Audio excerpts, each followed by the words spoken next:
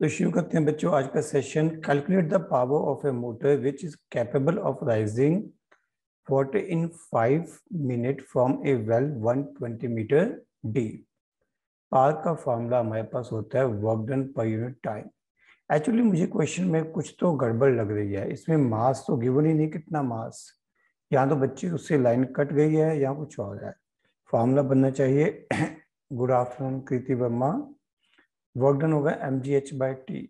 मास तो हमें दिया नहीं, जी को मैं 10 मान लेता हूँ, हाइट 120 मीटर है, टाइम 5 मिनट गिवन है, उसको मैं सेकंड्स में कन्वर्ट कर देता हूँ। तो ये 1200 m/300 हो गया। अब मास कितना है भैया, ये तो लिखा नहीं है। अब बिना मास के तो मैं पावर कैलकुलेट कर नहीं सकता, तो मेरा आंसर तो 4m बनेगा। Mass should be there in question. हो सकता है क्वेश्चन में कुछ टाइपिंग एरर हो। ये क्वेश्चन किसका था? दिस क्वेश्चन बिलोंग्स टू किसका है बेटा? मान्या। मान्या क्लियर है बेटा जो मैंने किया? मान्या ओके बेटा। चलिए अगला चलते हैं। अगला क्वेश्चन भी है भैया यहाँ पे मान्या का। मान्या के मन में प्रश्न ये है कि अगर ये एक स्प्रिंग है, स्प्रिंग की जो नेचुरल लेंथ डी है, स्प्रिंग अभी इस पोजीशन पे है तो नेचुरली अभी स्प्रिंग खींचा हुआ होगा। y की वैल्यू मैं कैलकुलेट करूंगा, y की वैल्यू कितनी आएगी? अगर मैं लिखूं d/y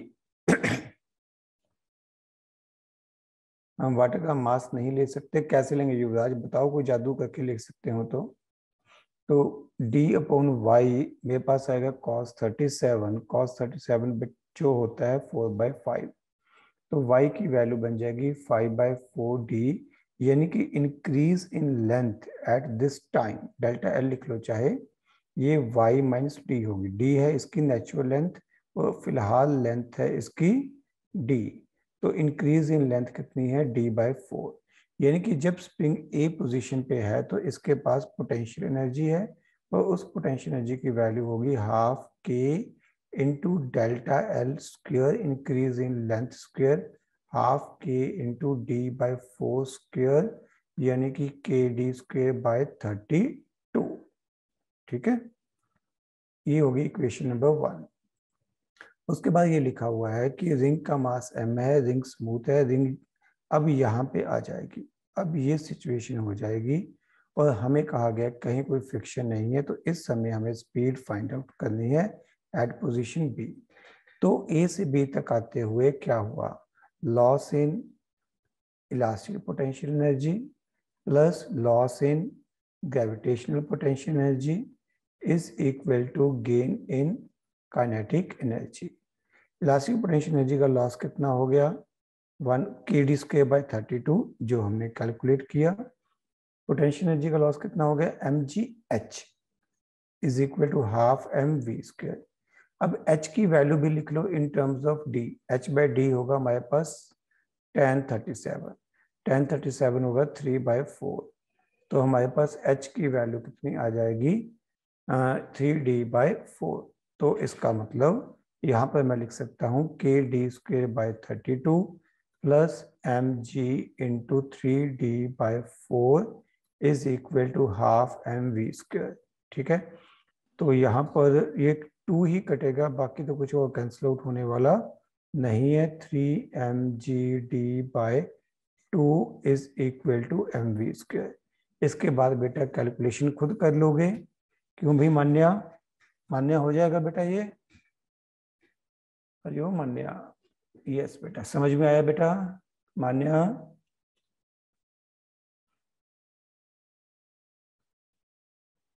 ठीक है, अगला क्वेश्चन है मानव का।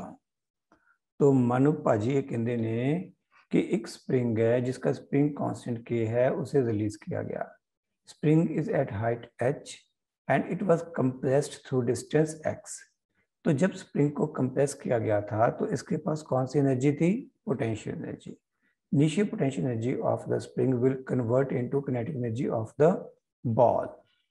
तो इनिशियल काइनेटिक एनर्जी कितनी थी? Half kx²। वो काइनेटिक एनर्जी में कन्वर्ट हो गई हाफ mu²। यहाँ पर u फाइंड आउट करेंगे, या u² की वैल्यू लिख लो। kx² हो गया। अब इसके बाद बच्चों ये एक्ट करेगा as a horizontal projectile which is fired with initial velocity u। तो ये यहाँ पे पहुंचेगा, लैंड करेगा। ये डिस्टेंस कितना है h, एंड इसकी इनिशियल वेलोसिटी की वैल्यू √k/m इंटू एक्स। यहाँ से आप ये लिख भी सकते हो u is equal to k/m √ x। तो अब आपको ढूंढना है कि इसकी हॉरिजॉन्टल रेंज कितनी है। तो आपको हॉरिजॉन्टल रेंज का फॉर्मूला पता है हॉरिजॉन्टल प्रोजेक्टाइल के लिए, हाफ g(x²), गड़बड़ हो गई, ये होता है हॉरिजॉन्टल रेंज का फॉर्मूला √2h/g इंटू u। ठीक है, तो ये वैल्यू पुट कर दीजिए, √2h/g, g की वैल्यू भी रूट में ही है, k/m इंटू एक्स। तो ये आपका आंसर ऑप्शन CO, ये आपका आंसर ऑप्शन C बन जाएगा। क्या ये क्लियर है मानव? ओ Manav, is it okay? Yes. अगला क्वेश्चन है बेटा, consider two observers moving with respect to each other. This question is for Manav. Each other at a speed v along a straight line, they observe a block of mass m moving a distance l on a rough surface. Which of the following quantities will be same as observed by the observers? क्या value same रहेगी? देखो भैया, दोनों की जो velocity है वो same है, सॉरी दोनों की स्पीड कांस्टेंट है, तो यहाँ पर कोई एक्सेलरेशन नहीं है। According to question both observers are moving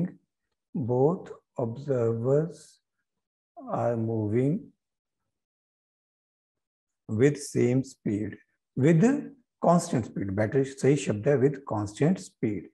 यानी कि जो फ्रेम ऑफ रेफरेंसेस हैं वो inertial frame of references are inertial. अगर इनर्शियल फ्रेम ऑफ रेफरेंस है तो इसका मतलब दोनों के लिए एक्चुअली थोड़ा सा पंगा भी है।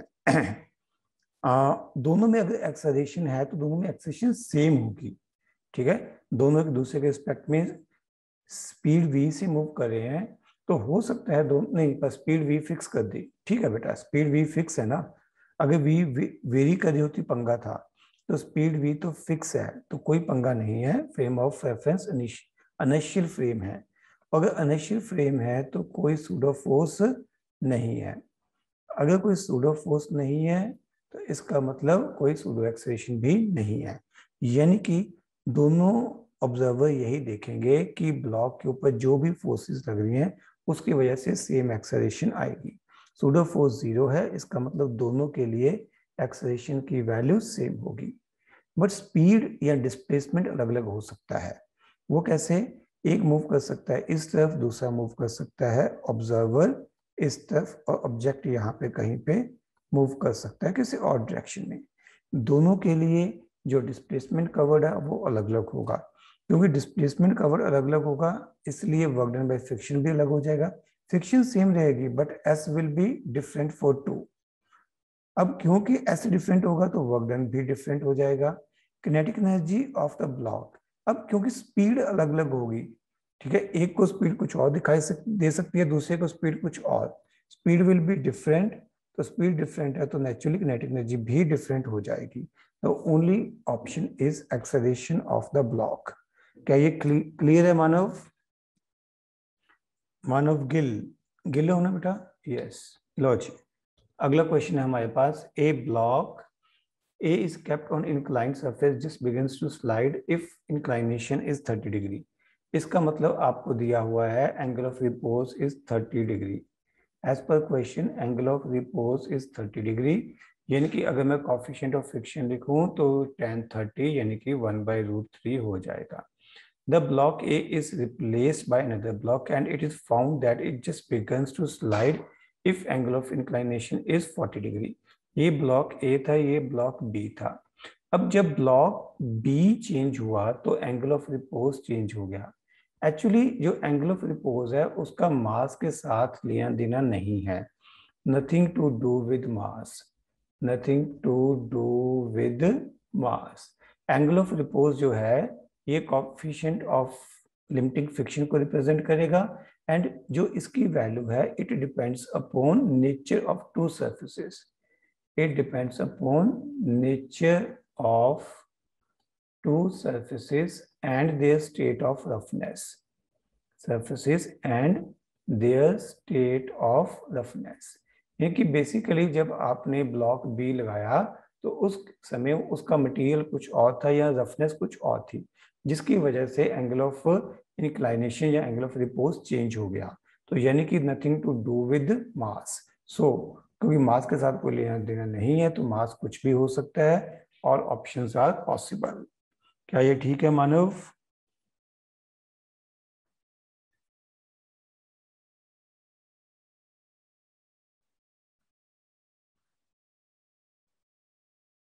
हाँ, किसी बच्चे का नाम ही नहीं है। From dash to me. Sir please I need help. बोलो बेटा क्या बोल रहे हैं? कोई गुमनाम है यहाँ पे, बदनाम है?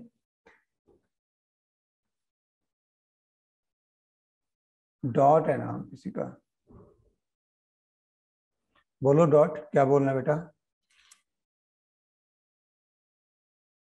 बेटा इसके लिए तो भी आप बाद में बात कर लेना, ठीक है? या पर्सनली मिलो, ठीक है बेटा? अभी सेशन में तो ये चीज पॉसिबल नहीं हो पाएगी ना, यू कैन अंडरस्टैंड दैट। हाँ बेटा, it's okay, I agree with you, you are saying, ठीक है, and I am ready for you, but thing is doubt session is not the appropriate place to discuss all these things. We can have separate conversation, one-to-one conversation, that would be much better for you. Is it okay beta? Please mention your name. A force acts on a 3 gram particle in such a way that position of the particle as a function of time is given by this work done during the first 4 seconds. तो x आपको given है 3t minus 4t square plus t cube, तो v निकाल लो, dx by dt हो जाएगा 3 minus 8t plus 3t square. तो हम लगाएंगे work done is equal to change in kinetic energy. तो वर्क डन निकालने के लिए हम लिखेंगे change in kinetic energy, final kinetic energy minus initial kinetic energy. तो work done is equal to half m v square minus half m u square. तो mass 3 ग्राम है, common आ गया, 2 कॉमन आ गया, v square minus u square. ये हो गई initial velocity, final velocity जब time 4 second है, माइनस इनिशियल वेलोसिटी जब टाइम 0 सेकंड है, ठीक है? तो ये आपने अपना नाम लिखा बेटा ग्रुप में? अभी नाम ठीक कर लिया आपने? 48 32 16 48 34 16 3 बच्चों ये मेरी कैलकुलेशन चेक करना।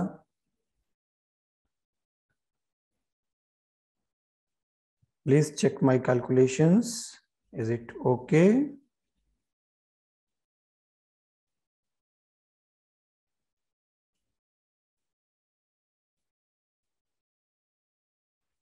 पॉइंट नहीं है, कैलकुलेशन में कुछ गड़बड़ लग रही है। 3 माइनस 16 थी 48, 48 49 माइनस 32 17, ये 17 आना था आई थिंक सो।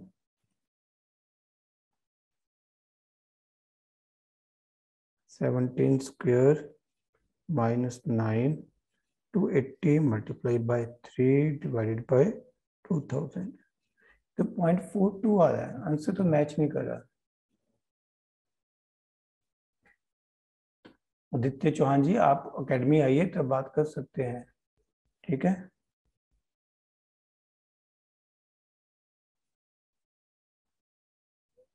ठीक है, ये 32 एक मिनट है, कहाँ पे गड़बड़ हो रही है? तो टाइम कितना दिया? 4, 8 इंटू 4 प्लस 19 स्क्वायर है। बच्चे तो कह रहे हैं 19 स्क्वायर है, बट आंसर तो बेटा फिर भी नहीं आ रहा मेरा। 19 स्क्वायर करके भी आंसर नहीं बन रहा ना, गड़बड़ हो रही है कुछ। तो चेक करो और कैलकुलेशन चेक करो। 3t3 minus 8t plus 3t square, ये तो सही है। इसके बाद 3 माइनस 8 इंटू टाइम 4 दिया है, तो 4 पुट किया, प्लस 3 इंटू 48 32 के। नहीं यार ये तो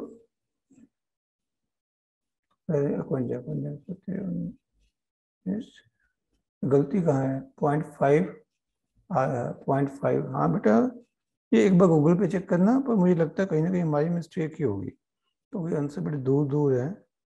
डिवाइडेड बाय 2000, ये मेरे पास क्या हो रहा है यार, 19 square minus 9 multiply by 3 divided by 2000, 0.258 आ रहा है। 0.258 जाउल, यानी कि 528 मिली जाउल। तो हमने कोई अप्रोक्सीमेशन तो लगा ही नहीं, तो ठीक है बेटा। अगर मतलब देखूं तो इसमें तो डी बेटर लग रहा है, ज्यादा क्लोज आंसर तो डी है। एक बार इसको गूगल अंकल पे चेक करना आंसर क्या है। if force acts on a 3, ओ ये तो ठीक है बेटा, ये तो स्क्वायर ही है। चलो, गूगल अंकल ने बोला 530 है, तो हमारा आंसर यहाँ पे गलत है, करेक्ट आंसर है 530 मिली जाओगी। ठीक है, तो इसको सही मानेंगे, हमारा और इसका आंसर मैच कर रहा है, इसको छोड़ दो। ठीक है बच्चों, आगे चले।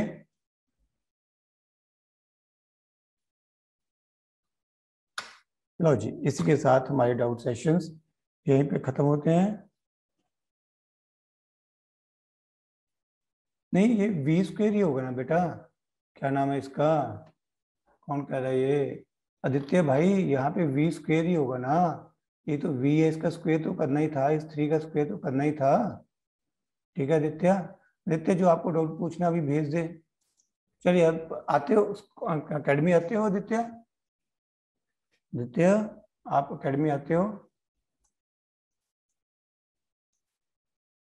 मेडिकल के डाउट सारे ले लिए बेटा, विजयदीप आपने, हाँ ठीक है, परसों में लेना आदित्य। ठीक है, विजयदीप मेडिकल के डाउट्स लिए हैं ये। 1 मिनट रुको बच्चों। अच्छा, आप ग्रेस की बात कर रहे हो, ओके ओके ओके ओके, ये नहीं मैंने ध्यान दिया, बट अच्छा ये आपके टेस्ट का क्वेश्चन था, ओके ओके। ठीक है, ये मैं क्वेश्चन का आंसर चेंज करवा देता हूँ। ठीक है, this is what I can do. And इसके अलावा ये देखो, ये मेडिकल के ही है। ये कौन सा बैच था भाई,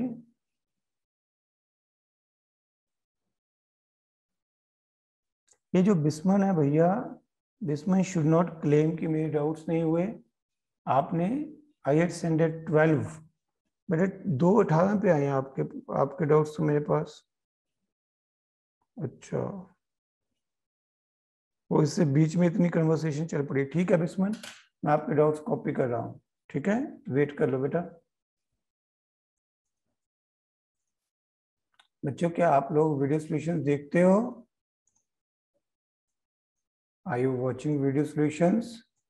आई am working really hard for those, मतलब not wasting even a single minute, continuously कर रहा हूँ बच्चों, and this is just for you guys. ठीक है,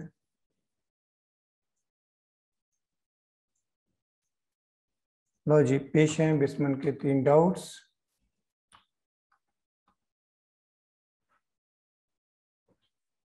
हाँ जी, ए पेंडुलम बॉब ऑफ मास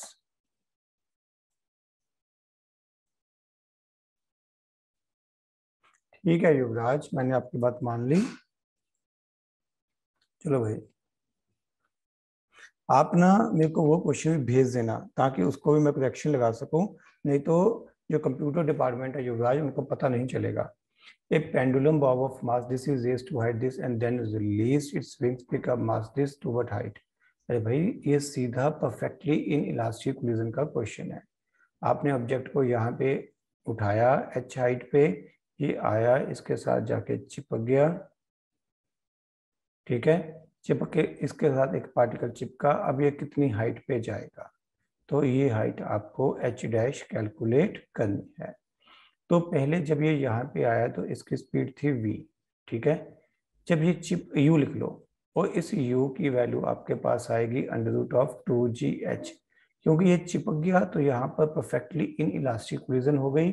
तो initial momentum m1 u is equal to final momentum m1 plus m2 into v हो जाएगा।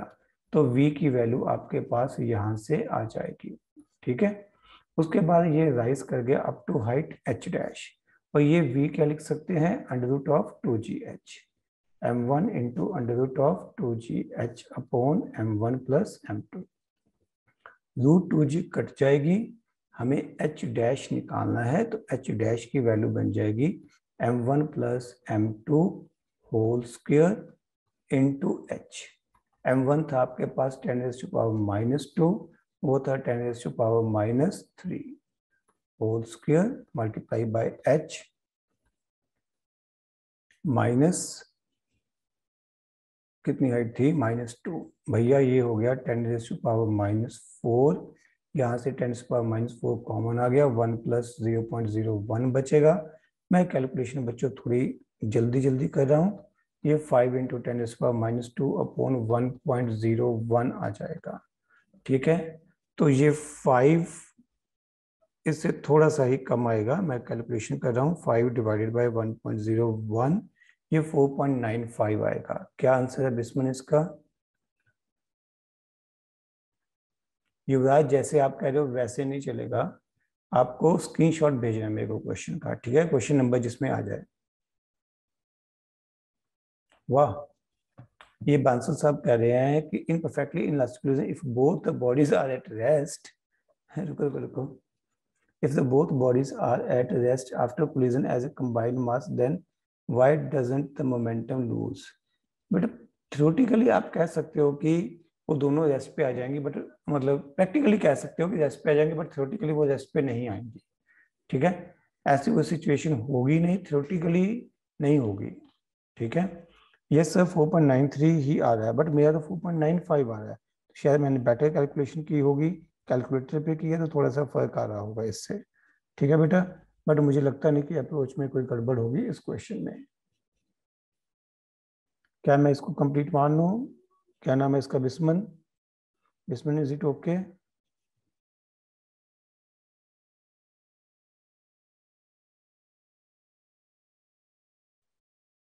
मेरे पास कोई सुजेशन नहीं है बेटा। आदित्य, आपके पास पढ़ने का टाइम नहीं है तो बेटा मैं क्या करूं बताओ। आप कह रहे मेरे पास वीडियो देखने का टाइम नहीं है, तो then tell me what can I do. Which of the following is not perfectly inelastic collision? ये ठीक है, परफेक्टली इन इलास्टिक कोलिजन। दो बॉल्स आपस में स्ट्राइक करेंगे, वो चिपकती थोड़ी है, वो आपस में जुड़ेंगी थोड़ी। So this is case of perfectly inelastic collision, ठीक है। इलेक्ट्रॉन को कैप्चर कर लिया प्रोटॉन ने, ये भी चिपक गया। बुलेट बैग में घुस गई, चिपक गई। आदमी ने मूविंग कार्ट में जंप मार दिया, आदमी कार्ट के अंदर चला गया, वो भी चिपक गया। तो सिर्फ यही एक केस है जिसमें दोनों बॉल्स आपस में स्टिक नहीं करेंगी, तो option A should be required answer. क्या ये ठीक है Bisman? Bisman is it okay? ठीक है बेटा। अगला क्वेश्चन है, if the momentum and total energy is conserved then define the collision. अरे भाई, टोटल एनर्जी कंजर्व लिखा है, उसने किनेटिक एनर्जी नहीं कंजर्व किया, टोटल एनर्जी कंजर्व की है, तो ये कोई भी हो सकती है। आंसर इज एनी कोलिजन, ठीक है। ठीक है, ये परफेक्टली क्या नाम है, इलास्टिक कोलिजन भी हो सकती है, ये इन इलास्टिक कोलिजन भी हो सकते हैं, ये परफेक्टली इन इलास्टिक कोलिजन भी हो सकती है। एनी, आंसर इज एनी, क्योंकि टोटल एनर्जी लिखा है ना कि काइनेटिक एनर्जी लिखा हुआ है। तो उम्मीद करता हूं मैंने बिस्मन के तीनों डाउट्स एड्रेस कर लिए हैं। बिस्मन को मेरे साथ कोई गिला शिकवा नहीं होगा। यस आदित्य, बिल्कुल सही बात है आपकी। हाँ जी बिस्मन जी, क्या मैं सेशन खत्म कर सकता हूं बेटा? ठीक है बच्चों, नमस्कार, सत श्री अकाल, आदाब, बाय बच्चों।